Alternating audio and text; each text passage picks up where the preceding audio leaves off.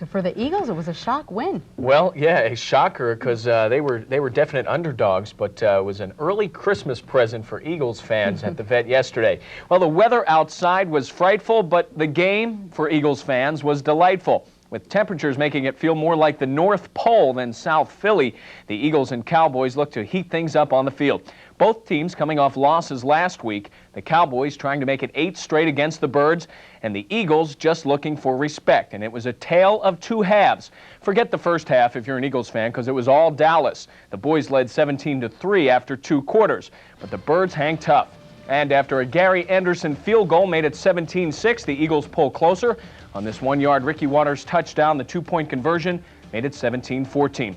Fourth quarter, Dallas driving at the 5, but Emmitt Smith fumbles. The ball's picked up by Kurt Govea, and the Birds recover and dodge a big bullet. The Eagles then march down the field to set up this Gary Anderson game-tying 38-yard field goal at 17-all. Then the play they're going to be talking about for a long time. 4th and 1, Dallas, their own 29. They go for it, and they're stopped by the Eagles. But the referee said the 2-minute warning had come already, so Barry Switzer gets a chance to punt. But he does the same thing again, and he runs Emmitt Smith. They are stopped again. The Eagles take over. Excitement at South Philly. And then the Eagles will go for the eventual game-winning field goal. Gary Anderson, 42 yards out. There's the game winner, 20-17, the final. And afterward, Barry Switzer tried to defend his decision. So if we keep the ball, maybe there's a chance we got to maybe do something with the time that left that we can win the ball game. If we punt the ball, they're going to get a shot at field goal anyway. That wasn't the difference. I promise. The way we played the 30 minutes of the second half is the difference in the ball game. Shouldn't have been, man. It's not Barry's fault. You know, Barry didn't risk no game. You need an inch. We can't get an inch. We have problems. Barry didn't risk no game. Dallas is one of the elite teams in this league, and anytime you can beat Dallas, regardless if it's your place or their place or wherever, you know, it gives your team a little respect. And game stats for the game, Ricky Watters with 112 yards, 1 TD. Gary Anderson with 4 field goals, including the 42-yard game winner. Eagles are 9-5 now. Dallas a game ahead at 10-4. And if Dallas should lose one more game and the Eagles win out, the Eagles would actually win the division. And the Eagles, all they have to do next week is beat the Arizona Cardinals at the Vet to ensure themselves of a playoff berth. Well, we'd like to show you some Kerry Collins highlights from yesterday's Niners-Panthers game in Carolina, but unfortunately, there weren't any. After beating San Francisco earlier this year, Carolina was looking for the sweep, but the last time the Niners started quarterback Elvis Grbac, this time it was Steve Young at the helm. The Niners up 7-0 with Derek Lavelle. Tucks one in from 2 yards to make it 14-zip. Then Steve Young finds rookie J.J. Stokes 21 yards away. The Niners go on for the easy 31-10 win. Kerry Collins on the day, 12 of 19 with 127 yards, no touchdowns, 1 interception. Carolina now 6-8 on the year. San Francisco is 10-4. Well, it was a big weekend for local high school hoops on the boys' side, and we've got highlights from 2 very close games. We start with Muhlenberg hosting Cedar Crest. Let's go out to Laureldale for this one. The Mules looking to take it to the Falcons. Well, we start off with a close game. As I said, Greg Dessler for the Mules with the deuce there. Then Joe Gettle for Cedar Crest. He led the way for them with a team-high 13. It was 27-24 Mules at the half. And then there was 5.5 minutes for Muhlenberg without a basket. In that time, the Falcons took a 43-39 lead, and very cold shooting. But then the Falcons, right there, Mark Reber with 12 points on the game. And the Mules coach, David Blair, says, let's pick things up, guys, a little bit. And his team responds. Junior Zach Hoffman, 11 points, including this one. Muhlenberg comes back to win 48-46. They are now 2-1 on the year. The other game we're following, Reading and Hazleton. At Reading. Reading hosting Hazleton in a rematch of last year's Quad A tournament. The Red Knights looking for some revenge. Both teams start out slow. The halftime score in this one, 14-12. 2 great teams. I can't believe that score. Reading then gets it going in the second. Brandon Long from downtown for 3 right there. He had 12 points, but the main man for Reading, sophomore Sharon Grimmage, strong inside for 2, although Hazleton would try and hang tough with Jeff Rush with a bucket from the outside here, but it was just too much Grimmage for Reading. Again inside, Grimmage with a team-high 14 points, gets the hoop and the harm. Reading gets its revenge, 37-36. Well, turning to hockey, the Flyers have been on a roll lately, winning 9 of their last 10 and 7 straight at home. And with the lowly New York Islanders coming to town, the Fly Boys look to tack on another easy win. But the Islanders had other ideas. First period, Islanders already up 1-0. Alexander Semak makes it 2-0. And Flyers GM Bobby Clark say, I'm not too happy with the organization. Andrei Vassiliev then beats Ron Hextall top shelf, and it's 3-0. Hextall out. Garth Snow comes in, but it makes no difference for the Flyers. Things get a little feisty. Rob DeMaio meet Rich Pilon. Rich checks to see if any of his 3 teeth are left. And this is not Tyson and Mathis. This is Eric Lindros taking out Bob Sweeney. Eric wins the battle, but the Flyers lose the war as ex-Flyer goalie Tommy Soderstrom and the Islanders win 6-2. The Flyers are off until Thursday night when they take on the Tampa Bay Lightning down at the Core State Spectrum. So a tough loss for the Flyers. Hockey's really a rough sport. I think they really get into that, though. I think they like it. That's excitement for the crew. The yeah, crowd and everything. You can't be too attracted to your teeth if you play hockey. Okay, All right. thanks, Mike. Coming up, the chilly AccuWeather forecast, and Rob Benetham answers this trivia question. Oh, how appropriate. The call comes in, and in seconds, help is on the way. The Reading Fire Department responds to nearly 5,000 calls a year.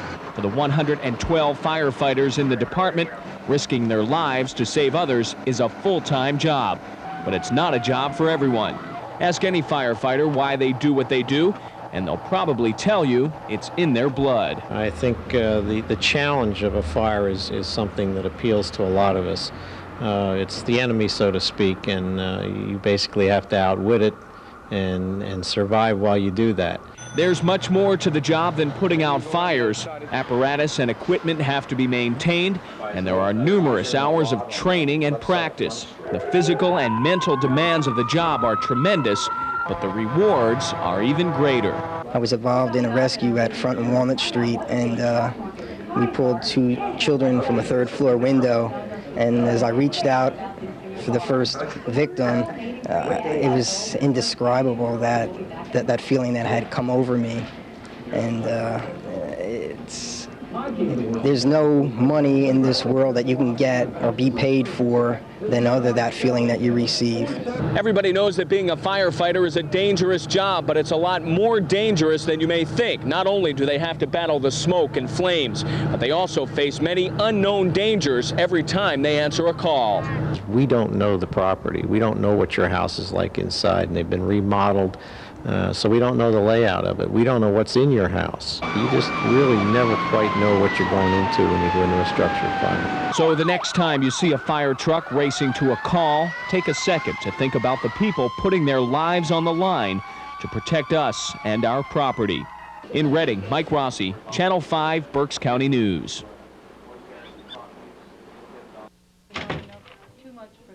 It's an ongoing battle between the Reading Water Authority and 2 property owners that owe thousands of dollars in backwater bills. Landlords Charles Abrams and Stanley Dudden own about 40 properties in the city of Reading. And for the past 3 years, the 2 have either not paid or underpaid water bills for many of those properties. And now the Reading Water Authority has said enough is enough and shut off service to 11 homes. The Water Authority says the 2 landlords owe nearly $27,000 in back water bills. The landlords say they do owe a lot of money and they're willing to pay, but they just can't afford to pay it all at once. And caught in the middle are many tenants who have had to move out of their homes because their water has been turned off. If they want us to agree to something we can't do, we can't make that agreement. I'm not going to tell you that I can do something for you that I can't do. So we're offering them payment plans. We've been offering them payment plans. We've been trying to pay them since last year. If they'd rather spend the money for the publicity and the attorneys, that's up to them. I don't like doing it. I'm not the type of person. I love children especially, and I'm not one to want to see anybody suffer. But we have a responsibility. We have a responsibility to run a water system. It has to be run efficiently. It has to be run within the guidelines set down by the agencies, and that don't come cheap. I mean, it costs money to do that. The Water Authority says based on the owner's past history, it has made the decision not to turn the water back on until all of the debt has been paid. We can't continue to give free water. I mean, if we're going to do that, it's just a matter of time when you'll say, and the next person will say, Jesus, they're giving free water to these people. then why aren't we getting free water?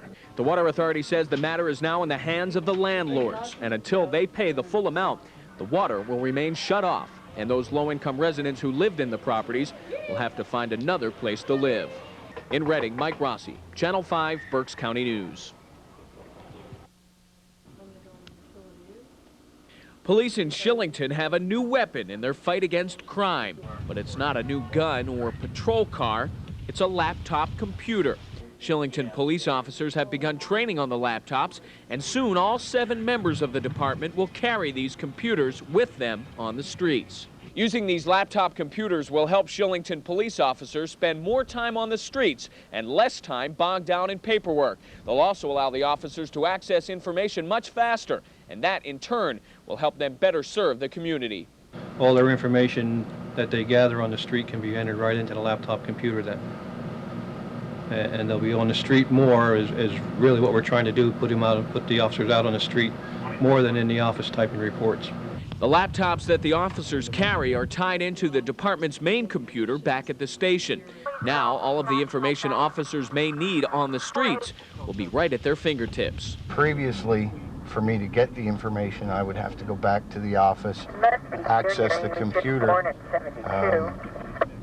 This will give me access to the information as I sit here, okay? If it's people that we've dealt with before, people that another officer other than myself has dealt with, we will have some type of information to that extent, which would help us with our job. With technology becoming more advanced every day, more and more police departments will be using computers to fight crime and serve the community. Shillington residents should be glad to know that their police are already online. In Shillington, Mike Rossi, Channel 5, Berks County News. Thanks to the Salvation Army, many Berks Countyans are taking on the role of angels this holiday season. The Salvation Army's Angel Tree program got its start right here in Berks County about 10 years ago. And since then, the program has made Christmas a little brighter and warmer for thousands of local needy kids. There are 101 of these angel trees located all throughout Berks County at various stores, banks, and businesses. And it's really easy to get involved. All you do is find a tree, and then on the tree you'll notice these cards, the angel cards, with the names and ages of the needy children. You just take one of the cards off the tree, you pick your own child, and buy that child a warm article of clothing, something they might otherwise go without. A lot of times they're going to school with only a sweater, no winter jacket, no socks on. So even though we love to see kids get toys at Christmas, winter clothes are very, very important to the children that we work with. And the people who participate in this program are not just helping the kids, they're doing something that makes them feel great. Well, we figured we could help some kids out during the holidays, the underprivileged children, and figure that's the least we could do to help someone out. There's a lot of needy people out there, and just seems, make somebody a little happy. The Salvation Army will collect all of the gifts and distribute them to the children's parents just in time for Christmas. And the angels will spend this Christmas knowing that they've made a difference by proving that Christmas is not just a time for receiving, but a time for giving. In Reading, Mike Rossi, Channel 5, Berks County News. The first major snowstorm of the season has arrived. Snow piled up on the streets and sidewalks throughout Berks County as many schools and businesses were closed. Blue Mountain School District, Boyertown School District, Brandywine Heights, Cabrini Academy, Central Catholic. And all that snow made it extremely difficult for those who did have to go to work to get around during the morning rush hour. But even if you were one of the lucky ones who didn't have to go to the office, there was still plenty of work to be done at home. Never buy a corner property. Double the sidewalks to shovel, huh? Right, and the driveway. It's wonderful. Just what I wanted to do this morning. But not everybody minds a little bit of snow or even a lot of snow, as in this case. Some people actually like this stuff. I am one of those people. And, sir, I assume that you are also someone who likes this kind of weather. Am I correct? Maybe a little cold for him, but I think he likes this rather than summer. And hey, some people even like to make a little extra money when it snows. We came just to shovel to earn some money. No. Yes? Yeah. Got off of school? That feels good, huh? Yeah. Trying to make a little extra money? Yeah. I I want to snow, you know, so it could snow tomorrow and the rest of the week, so we could be off.